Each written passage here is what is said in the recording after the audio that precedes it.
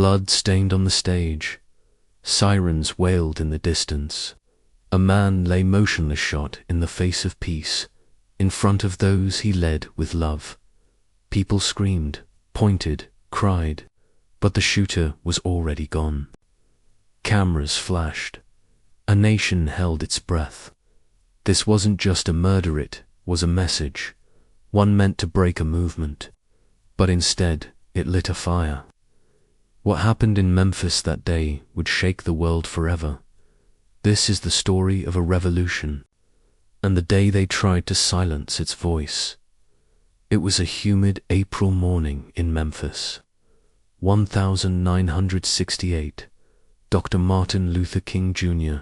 stood on the stage and smiling at the people below. For years, he had marched, preached, and pleaded for justice, nonviolence, his shield, hope, his weapon. To most, he was a symbol. To the sanitation workers striking in Memphis, he was their voice. Life in the South was still stained with quiet. Hatred whispers in diners, glances on sidewalks. But to Dr. King, each day was purpose. That morning felt no different. His team joked about dinner plans, and he talked about the speech he'd give that night. Yet, behind the calm, a storm brewed. He didn't know the FBI had him under constant surveillance. He didn't know the final act was already being written. And he had no idea that this ordinary day would be the last time he'd ever see the sunrise. The air in Memphis felt heavy, not from the weather, but from the weight of rising unrest.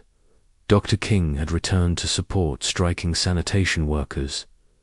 Black men who were tired of being treated like trash, both literally and figuratively. Their fight was simple: dignity, safety, and a living wage.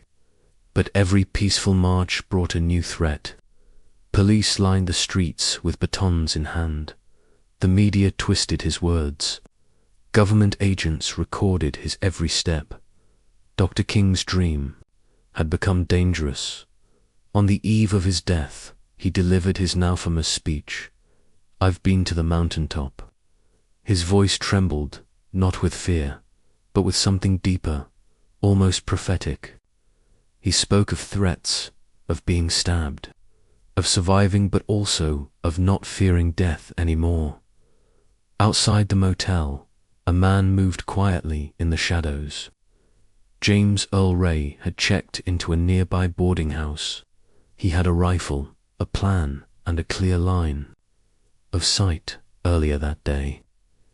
King had tried to dine at a local restaurant, but was turned away, the color of his skin still too loud for Southern hospitality.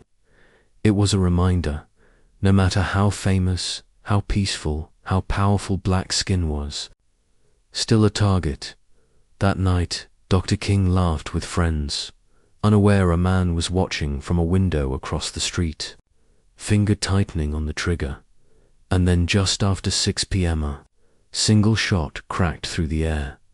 At 6:01 p.m., the shot rang out, sharp, sudden, final. Dr. King's body collapsed onto the stage, blood spilling onto the carpet, staining the white stairs red. His friends rushed out, screaming his name, pointing toward the boarding house window. Chaos exploded. A preacher shot down like a criminal. The man who carried peace in his voice now lay motionless, eyes open to a sky that wouldn't answer. For a moment, time froze. The world tilted. Memphis cried, and then the nation did too. Mothers clutched their children tighter. Streets filled with fire and fury. The revolution had been silenced. Or so they thought. Because that bullet didn't just strike a man, it struck a movement. Martin Luther King Jr. files. What to know after Memphis. Assassination records are released 57 years later. Dear audience, if you're enjoying the story, don't forget to give it a like. It really helps.